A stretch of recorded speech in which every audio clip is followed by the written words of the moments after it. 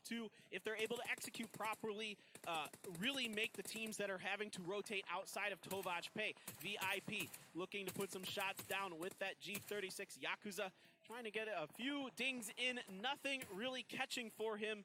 Trying to put that fishing rod out, but no bites. Here we go, back to Goskilla. Gonzo, can he do it again? It's going to be him against Elementrix potentially, or, you know, Hyozu might just let him go by, but Orange is up here. He's going to try to cook a grenade, see if he can bounce it down the stairs. Maybe, maybe. This could be good, but no, he's going to put it back in his pocket. Nobody was coming up. He didn't hear the footsteps, so he's thinking, nope, don't want to do that. Yeah, it's the best way to do it, guys, for you guys at home wondering. Just cook the grenade, you can put it away. He was able to do exactly that, but he still is in a kind of rough spot here on top of this building.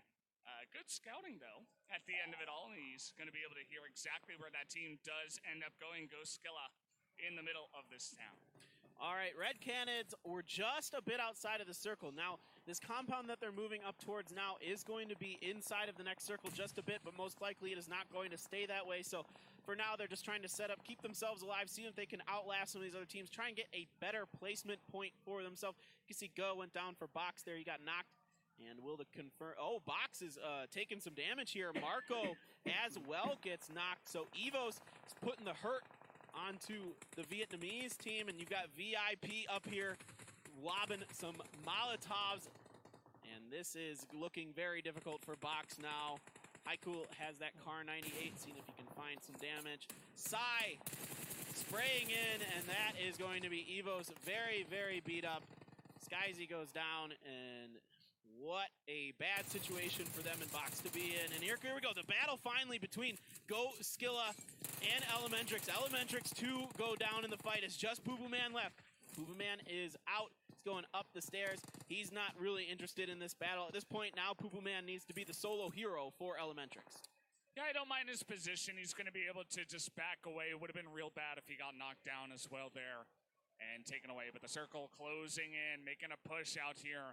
Looks like one of these teams towards the left side of this wall as Goskilla still in an okay spot, as you see, but the circle now is going to be the real killer for this team. Yeah, everybody in Tovaj this is what happens when you go into cities. A lot of times the circle leaves you, and then you are in a world of trouble. Team Queso doing a good job. They maneuver into the center of the circle. We saw this last time, but they weren't able to defend it. VIP up on the high ground, doing a great job punishing all these other teams that cross their sight lines. Ben V, some more shots from up there. I gotta wonder how much darn ammo they have, because they are just shooting at everything. And there is RRQ right below them. So Ben V probably knows that. He's got to be really, really careful. He's just trying to see if he can pick up a few kills onto No Rage, the German team from up here. But again, VIP still in the circle. They've got to worry about Box coming up behind them. And there you go. No Rage has nothing but a blown-up Dacia to work with. And actually, it's not that bad. It's giving them a lot of cover for now, but they do have to move in towards that circle. You were talking about the 7th circle and 11 teams left available here on the map. So everybody's desperately trying to hold on to their positions on this Vikendi, where it can be so rough to get aggressive into these compounds. Yeah, the Cannons are trying to be patient and waiting for the teams that have to cross in front of them to get into the next circle to do so, seeing if they can pick up some kill points. It's going to be really challenging for them to get into the next circle, so I think this is a smart play. Set up on the edge of the city and just go for any of the points you can possibly get. A decent grenade attempt there by Poo Poo Man. That almost catches a member of Goskilla. He's going to start healing up. Here we go. Goskilla coming on through. They are in that house, but they are very, very weak. No Rage is getting beat up by VIP up on the mountain, and RRQ as well. So RRQ even gets an angle on them now to make matters worse for them. Put some salt in the wound. No Rage is going to go down. And this is getting really, really dicey on the southeast corner. So many teams down here, and the blue is just going to chunk them through. I'm a big fan of RRQ's position right now. They cover their flank. They pick up a bunch of kills, 7 total now. They move up the hill into the circle, and now they're going to pick up even more. Yeah, this is great play by RRQ. Patient, disciplined play is going to pay off for them. Ernie on the back flank, though. He is able to cover it, but he is going to get high cool, but Ben V is actually going to find Ernie. So bit of damage traded between those two teams. Let's see if they can find the res. You can see Seniors just shooting up and over, trying to protect their teammates as they get the smokes down, looking to try to find the revives, but Ben V not real interested in letting that happen. Unique is down in the background as well. So a lot of teams falling down. The Canids fall to the blue. There was nothing they could do. They were completely boxed out. That mountain just covers everything with VIP and RRQ up there. Oh, C9 trying to make a play through the smoke. They're going to make a run for it, but so many members getting knocked out there. A couple, and the car is going to blow up. That is not what you wanted to see for C9.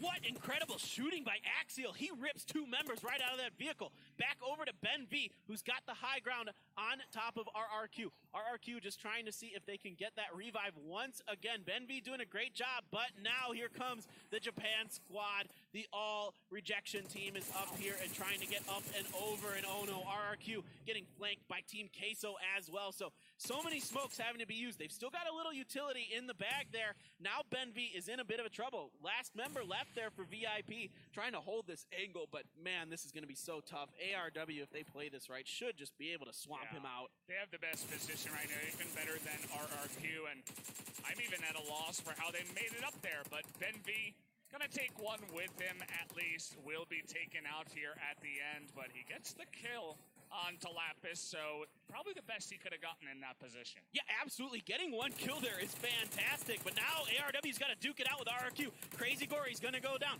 We've got a couple members from each team going down here. It's going to be DG98. He goes down. Ayala trying to up and over with a grenade from Team Queso. They're trying to third party this fight. Senior is knocked here. Some damage being done. Ayala pushing forward, knowing full well that he's got RRQ on the run, but AR is behind him as well. He didn't really realize it, and that is going to be it.